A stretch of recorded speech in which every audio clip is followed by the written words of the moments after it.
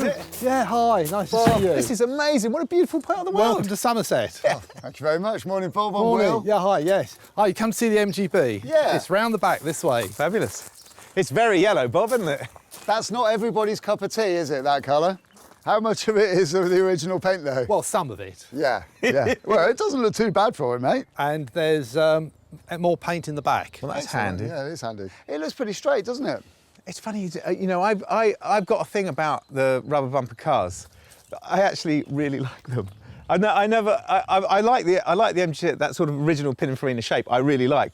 But looking at this rubber bumper now, it looks great, doesn't it? Yeah, it does. Black and yellow, I suppose, goes well together. Well, it looks dangerous, doesn't Yeah. it? Yeah, don't mess. Right, let's go and have a proper look Yeah, then. can we have a poke Right. around? Sure. Rust first. The panel gaps seem to line up, and there doesn't seem to be too much filler. But despite not being road legal, the outer sills appear okay. There's some light surface rust, but from what I can see without a ramp, this car seems reasonably tidy underneath. So what's going on with this sunroof then, Bob? We're going to have to talk about that, clearly. Well, it's an aftermarket one that's been fitted. Yeah. The pop-up glass sunroof is not only ugly, but they are known for leaking. MG interiors can be tatty, but this one has been retrimmed. Interior looks quite nice, Gus. That's great. Did you do that yourself? No, it's professionally done. Excellent. That looks really good. Ah, so that's the carpets. Yes, new set. This is the Paint. paint. And we can hand paint the car, which yeah. would be nice. I'd like the idea of doing that. Tractor style. And what's that, Bob? That's the... Discs, new set of drilled Oh. discs for the front. Excellent. That'll be handy. What's the floor? Oh, and a new row style. That's really nice. And the boot looks the Yes, floor looks in good nick. Yeah, I've painted all of that, and the fuel pump service that got it working. It's a good. problem with these. Yes, yeah, they're always a bit temperamental, aren't Yeah, they? it's working Fingers, Gus. Yeah, you know what? I really like these hinges. They're very satisfying, aren't they? The way they lock into place and then unlock. It's a clever bit of design, isn't it? It's not MOT'd, is it? So we can't really drive it anywhere. No, but you could drive it on the grass here. You mean we can drive your car around your field? Yes.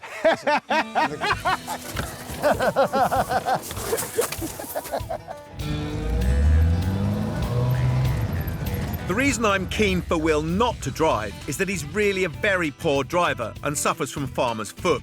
But I let him, and right away, he turns the car into a sick-making roller coaster. Can you tell at all what it feels like to drive? No, it's not like your average drive in the countryside, this one. Well, we are actually driving in the countryside. What does the engine feel like? It feels torquey.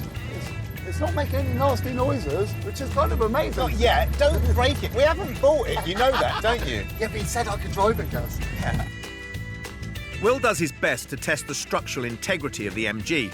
If there's a loud cracking sound, it means the test has failed. You can't break it though. I think so. So hang on. Bob, this is up at the moment for £560. Yes. Yeah? It's just been reduced to 460 because You've been driving it. I'm driving it. But we don't know what the rust situation is underneath. But with what we know right now, do we buy it? If we can get him to take it off the auction site, if we can give him a figure so that he takes it off the auction site and we Yeah. can take it home today. Engine feels good. Gearbox sounds all right. Yeah. Rear axle isn't making any horrendous noises. How can you tell? Bouncing it around so much. Well, Just you drive it can't- slowly. Okay. Is it possible? No. It feels we have a plan. If we secure the MG for £50 more than the auction is sitting at now, it will be a bargain for us and hopefully it'll work for Bob. Watch and learn. Bob, £600 and we'll take the car away. No. Sorry. It's on an auction site. 2 days to go. I'll wait and see what happens. Okay. Well, is there a price that we could pay you now that would make you take it off the auction site? Not really. I've done a lot. I'm not sure what it's worth. I'd like to wait and see the outcome. If you're interested, bid on it, and I wish you good luck. Okay. Well, that's fair enough, isn't it? Yeah. Good luck. you Yeah, know. thank you very much. Nice one, nice Bob. to meet you. Yeah. Thanks for letting us rag it around your field. I'm sorry about his driving. I Been mean, a he is blast. terrible. Oh! You know those choices I was talking about? That is absolutely awful. Do you think we might have had a little bit too much fun when we were test driving it? Because if I'd have seen this then, I would not have bought this car. I'm amazed this car stayed together. Do you know what? This is going to cost us all of our time. All that time that we should be spending on the top sides, sourcing out the cosmetic stuff, is now going to have to be spent down here, sorting out all the structural stuff. All that time cutting, welding, grinding, with potentially nothing done to the top of the car. So anyone who comes to see the car, it's just going to be the same. We might not get any more money after all this work. What a waste of time. What a waste of time and money. Bloody hell.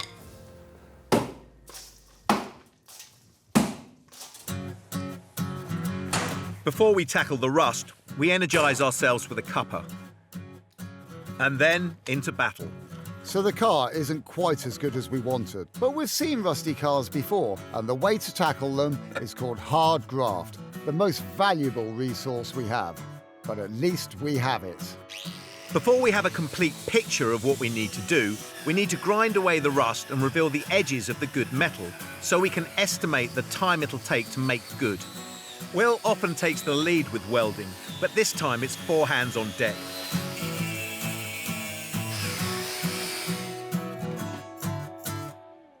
A couple of hours later, we get an idea of what we're dealing with.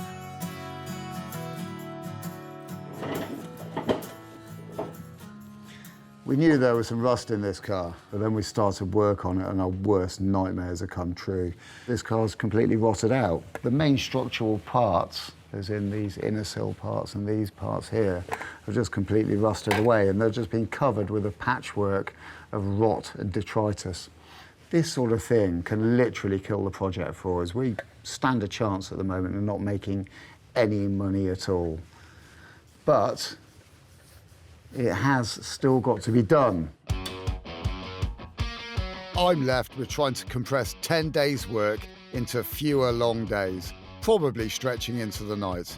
I've got some sheet steel in the workshop, and I put together some new chassis legs to support the floor pan.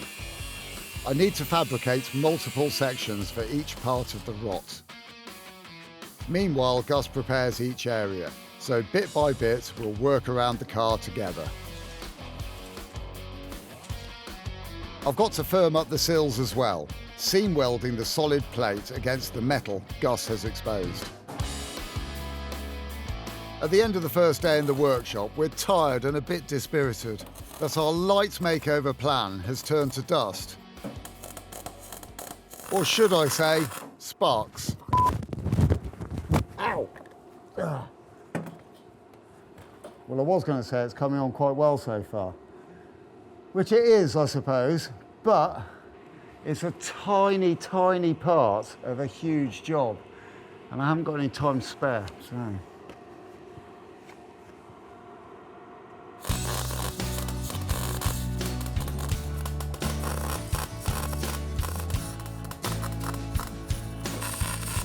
Will? Yeah. Will! Yeah. Can we knock it on the head? What? Should we knock it on the head? You're never going to get that finished tonight, are you? I'm not going to get it finished today, no, but I'm getting on quite well. I wouldn't mind getting to the end of this little bit. All right. So I'm going to crack on. I'll see you in the morning. Yeah, all right, I'm clattering off. I'll see you in the morning. All right, see you bright and sparky. A professional welder is at least 50 quid an hour. So if I was doing this for someone else, I'd be quids in. But this time, my labour is a gift to the MGB, and I hope it's grateful.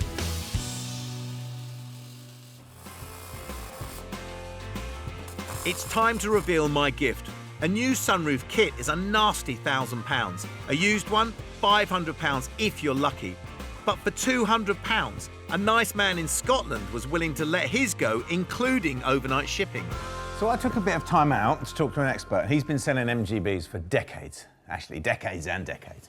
And he said the things that I thought were negatives for the car were positives. He said this car has got a lot of positives going for it. Okay. But the major negative is glass sunroof. He said nobody will buy a GT with a glass sunroof. Really? That's what he said. Okay, I understand it, because I'm not really a fan of glass sunroofs at all, but So what's your suggestion then? Well, this is the cunning part.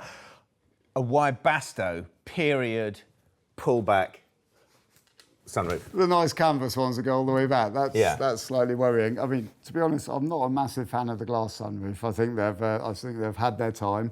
This one's got problems. But we'll cover all this crispiness up, won't we? Because ours will be bigger than this. Well, that's my other concern, because it's making a bigger hole in our car. It's kind of the biggest hole you can cut into the roof of an MGB. We are going to need a bigger hole. Yeah. But how much fun is it going to be cutting a big hole in the top of this car? What could possibly go wrong? We raise cars from the dead and make some money into the bargain. But this MGB GT wants to finish us off. Possibly because our smart plan is to cut a big hole in its roof and retrofit a retro sunroof. Don't try this at home, kids. There we go. One fully functioning period Webasto hood with MGB roof attached. That's good to see, because hopefully that's the right size hole. Well, that's what I thought. And that'll take away some of the worry. Yeah. But we've still got to get it in the right place. Yeah, that is true. You're going to take this to bits? I thought I would, yeah. First, I drill out the bolts that hold it to the old roof, then prise off the hood frame. You need a gentle touch.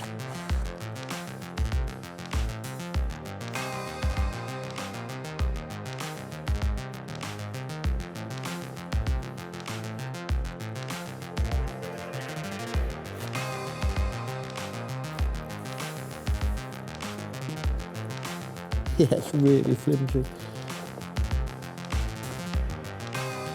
I'm going to get rid of the old sunroof. 80s kits such as analog radios can be sold online, but only the skip would be happy with this.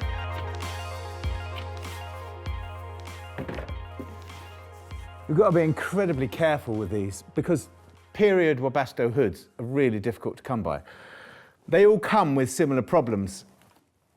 They've been on a car for a very long time. So you've got to be very careful taking them apart. Because if you break them, then they're broken. Gently and successfully, I separate the fabric from the frame, which I can remove from the old roof. Will carries on stripping out the old pop-up, taking care not to nick or distort the aperture, as it'll make the new frame harder to fit. The old pop-up was screwed into the roof, and they were all rusty. Then I just prise off the frame, and we're good to move on. This really is crunch time. We've got the underside in good health, and make a mistake on the top bit, and the profit on the MGB goes south, instantly. The biggest error here is to make the new cut either off-centre or the wrong size. Get that wrong and there's nothing we can do about it. In order to fit our new roof, I need to decide the position of it. Now, what I'd like to do is move it away from the old cut line, forwards of it, so I lose this rust and it gets cut off. That's great. Now, the other thing is to mark the centre line of the car and also mark the centre line onto the template, which is the old bit of roof that's come off the bit that Gus is dismantling at the moment. And when I lay the template onto the roof of this car and make sure it's on the centre lines, that will ensure that our roof aperture is lined up perfectly. So this is it really. Back to the simple stuff. Mark out the template from the old sunroof. There we are. Now we know. Very good. Reinforce it for clarity, and then it's on to the fun bit. I drill into the corners to make a hole large enough to get the jigsaw blade in.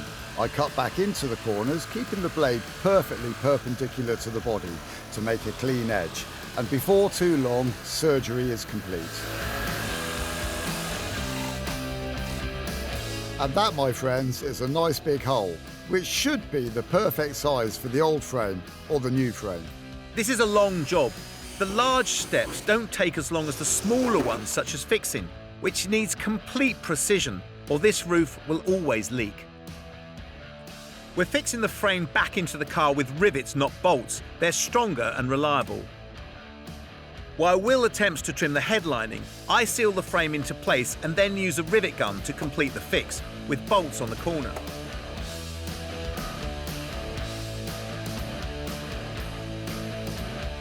The fabric sits inside the frame, so we'll wedge it in before sealing down the other side of the frame. Right, go on then. Get that one. With a job like this, you've always got to be patient. That one. In there. Slide. Oh, Slide back. it's a minute moment of celebration. That's in place. Now we secure the back of the fabric and... It's finished. It is. Shall we? Shall we? Right. Get your grubby fingers off. Okay. Oh, look at that. Awesome. That's brilliant, isn't it? Awesome. We have good days and bad days, but this one has been nothing but productive. While I've been busy, Gus has discovered that the rear springs need urgent replacements. So when I took the wheels off, you could see that the leaf springs were really baggy. The final straw might possibly have been ragging it around the field, but in actual fact, they'd had it anyway. And we've got new ones here, which came with the car, which I'm now putting on. They bolt on or off, but whether you can get the bolts on or off is another matter. The more a leaf spring wears, the more travel in the ride and the baggier the handling.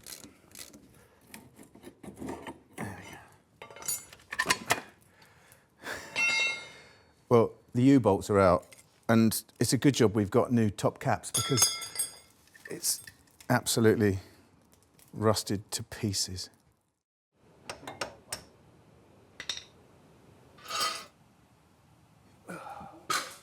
Right, so that's old spring off. You can see all the gaps in here, and this is our new spring here. Look, all nice and tight. I mean, the rubber's perished on the top of that. It's all new and shiny on there as well. But you can see the difference between the two. The old one's got a lot of sag in it, hasn't it? So it should sharpen the suspension up. So I'm going to crack on and get this on.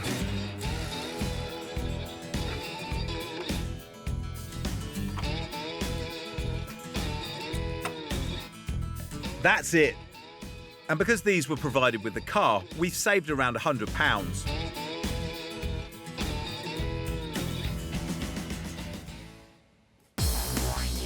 And I can get on with my next round of wheel improvements now that Will has bought me a refurb kit. The paint is stripped, but still needs help getting back to the metal. I degrease the surface and they'll be ready to paint. So I mask, prime, and spray. And that's a cue for Will to get busy as well. I've decided to take a bit of a break from the welding because I've had enough of it for the time being. And I want to concentrate some of my efforts on the paintwork because it's in a desperate state. It really needs some attention, but we don't have tons of time to spend on it. So I'm going to concentrate my efforts on the bits that need it the most. So that means this bit here because it's covered in runs, this bit here because it's full of filler, this rear arch because it looks really scuzzy, there's bits missing out the door here, here and here, oh, and down here as well. This paint along here is horribly cracked, and there's a rusty bit up here. First step, sand it all back. Using masking tape, I cover the chrome that's in good nick, so I won't damage it when I start grinding.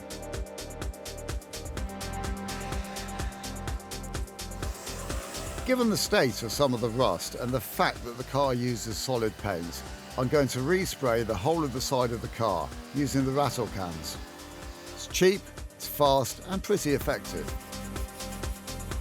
While the paint on the car and wheels is drying, I stick on Will's LED lights. I'll have to update our online ad to account for this little benefit if they work. After so much heavy lifting, this is a nicely light task. The bulb snaps in and the transformer sits behind the reflector, so you don't need a wiring genius to do the swap. The paint job and colour is critical on this car. We already know it might win as an instant sale. Am I skimping by using rattle cans? Not really. The old solid paint finishers are suited to it, and 3 coats evenly spread. It'll look great. The best bit about all of this is a paint shop would have charged 500 quid a side, yet my materials will have cost just 50. By the end of the day, our target is to have a newly painted body shell, at least one side, and maybe wheels that will catch a buyer's eye, as promised.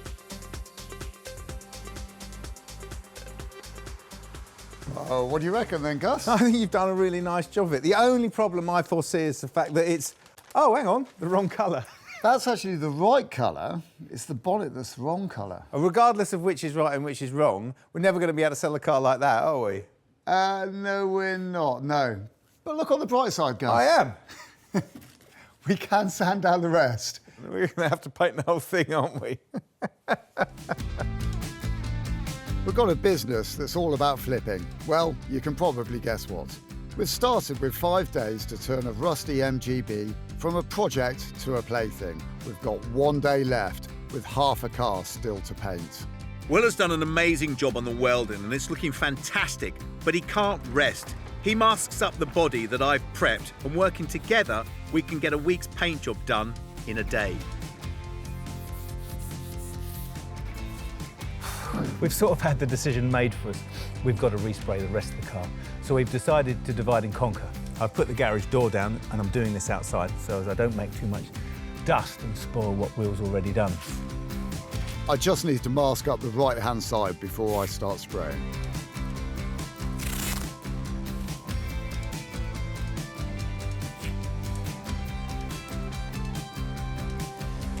So this is the moment of truth. This is the moment when I really regret saying anything bad about anyone who has ever revamped a road-style wheel.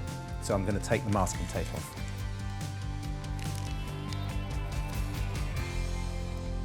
Oh, but hang on. Oh, there's a little bit of bleed on there. That's not good. Yeah, a little bit. Not too much. Well, it's not too bad. And I tell you what, in actual fact, I might be able to get that off with a bit of silver paint on a big thick brush.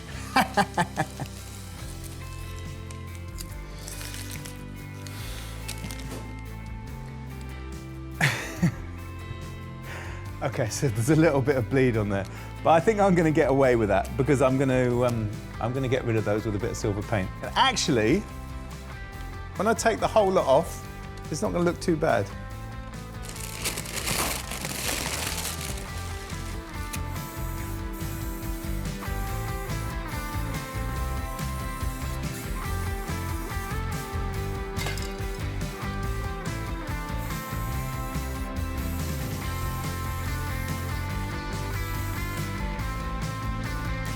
We've had to double our budget on paint cans, now standing at 100 quid.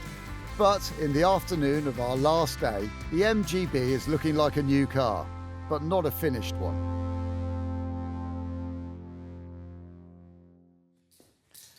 So let me get this right. That was 1, 2, or maybe 3 little bits of touch-up, was it?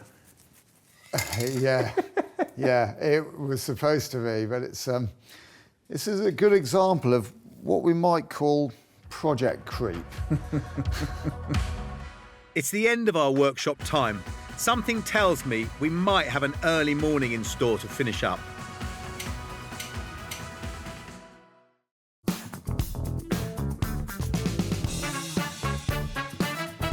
After a somewhat rushed start, starting horribly early, we finish up and get a chance to clap eyes on the finished MG. Every car is a journey, but this one was longer than it might have been. The car cost £1,059. We've welded up the underside, added a sunroof, painted the entire body, refurbished the wheels, fixed the springs and converted the lights and serviced it. So we're in for just £1,654. Not bad at all. Another bonus, the MG also sailed through its MOT and is now fully road legal.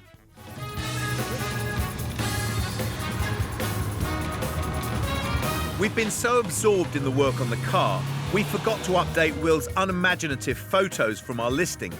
No surprise that serious inquiries have failed to come through. But a few hours before the end of the auction, one person asked to view.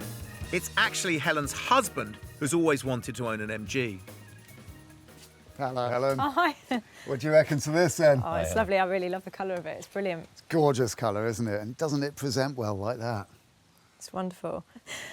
But I've heard that there can be issues with MGs, rust and things like that. Yeah, this is true. They do all suffer from rust in similar sort of areas, sills and stuff like that. But I've spent days underneath it, welding it all up, making it as good as new. This car's got years of life left in it now. So if you take the car as a sort of overall, the engine's very good, the drive chain's very good, changes gear very nicely. The suspension is very good now. Overall, for the money, it's a very, very good MGB. And what sort of money do you want? Ideally, 3,800.